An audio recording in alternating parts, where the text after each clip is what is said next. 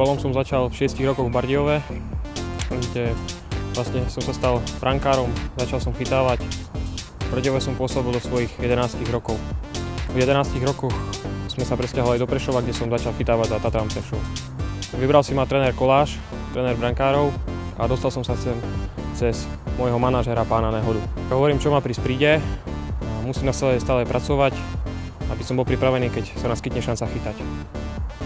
Mojím najväčším úspechom bolo, že som sa dostal do kádra A mužstva Teplíc. Vďačím najviac svojmu otcovi, ktorý ma od mala trénoval a ktorý mi obetoval množstvo času. Patrik Lukáč je další člen kádru A mužstva, který chodí juniorce vypomáhat.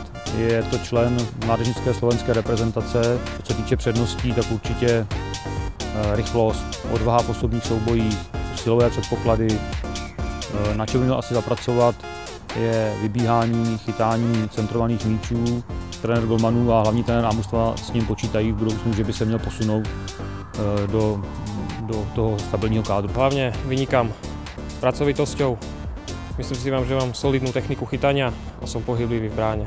Táto súťaž je veľmi dobrá pre mladých chlapcov, ako som ja.